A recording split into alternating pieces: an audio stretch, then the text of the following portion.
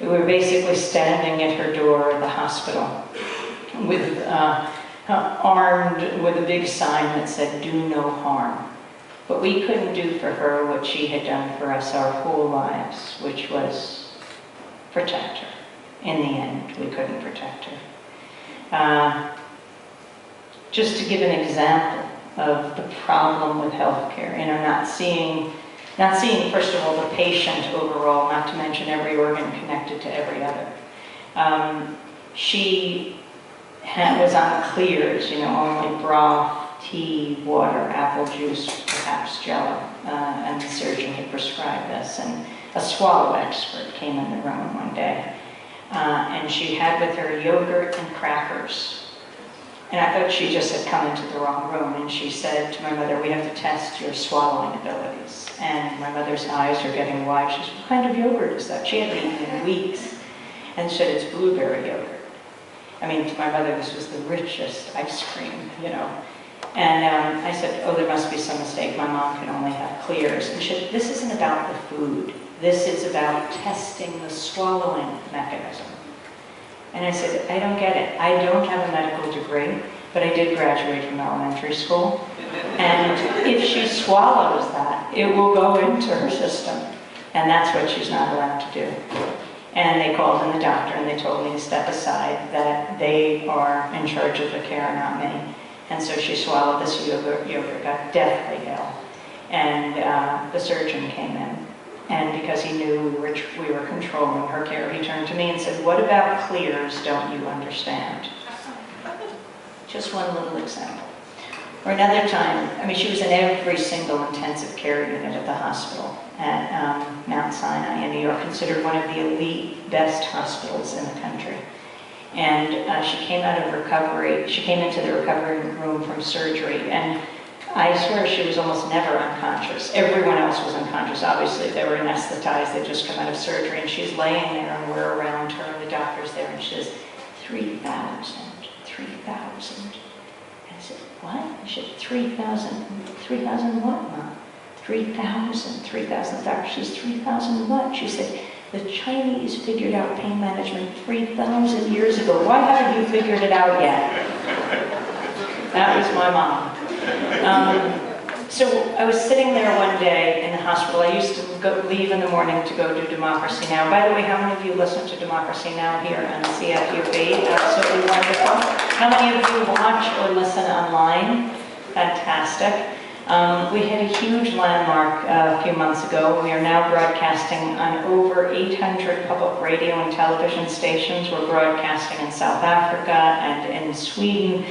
Japan, once a week translated. You can go to democracynow.jp, see it in Japanese. We're broadcasting in Austria every day. I just did a keynote address there on Skype to welcome the Austrian community to Democracy Now!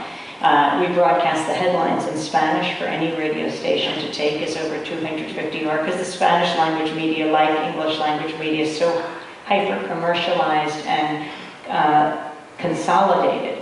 They suffer from the same problems we suffer from just getting independent information.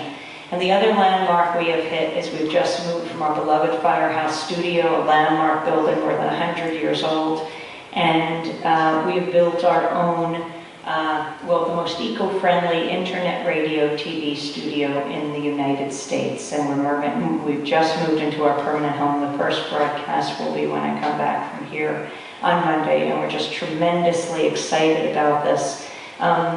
Really creating a classroom for the future and to train independent journalists for the next generation. And that is our commitment.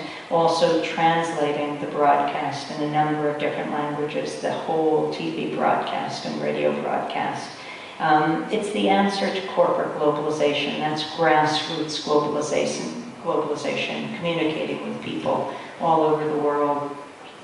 And I'm just in the hospital. It was so sad. We were not that many blocks from our new open space, and my mother had so wanted to see it as the staff moved in. And my coworkers made a wonderful video for her, touring her around the facility, and sent it up to the hospital. But I was sitting there one day reading you know the advertorials in the New York Times, they were pioneered by like ExxonMobil. They're on the op-ed page. They look like an editorial, so you might be fooled with just corporate propaganda, and they pay for the space. And this one was an ad for a hospital, but it was written, the piece was written by Dr. Diane Meyer. And it said that the two things patients need most are time with their doctor. It's as if the doctor is moonwalking out before they even enter the room. They're gone that fast.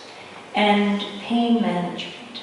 Pain makes you sicker, and it takes listening, it takes time, it takes focusing on the person as a person, whether they're going to get better or whether they're at the end of their lives. And I thought, oh my gosh, this is the hospital we want to be in. And I saw Dr. Diane Meyer at Mount Sinai Hospital. That's the hospital we were in. She is a pioneer in the palliative care movement, which is a new movement in the United States and very important. And what a difference she made when we realized she was there and finally met her in those last weeks. Taught us how to care, how to have the final conversations. She said at the end of life, you want to, do you have that time? Okay. She said at the end of life, you want to be able to say 5 things. Thank you, forgive me, I forgive you, I love you, and goodbye. And how to deal with all of the friends that my mom had that were like family, who were clamoring to come, who wanted to see her, and yet she was so sick.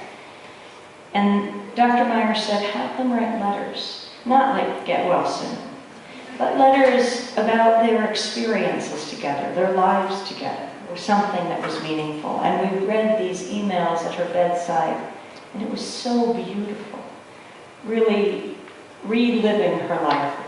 And she would say, read that paragraph again. Oh, is that what that meant to him or to her? Thank you.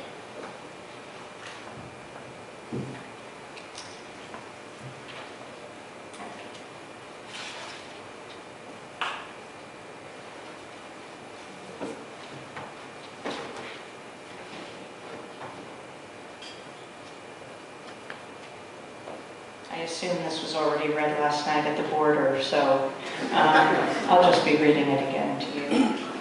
But, and then what to do about the grandchildren. I've been talking about my mother now through this tour. Last night I couldn't quite say that at the border. It just seemed in this, what had become a profane place, to even mention my mother's name.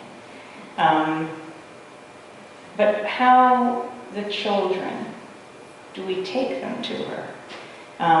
What will be their memory of her if they see her at the end of her life? But my mother was radiant, as she always was, transcendent.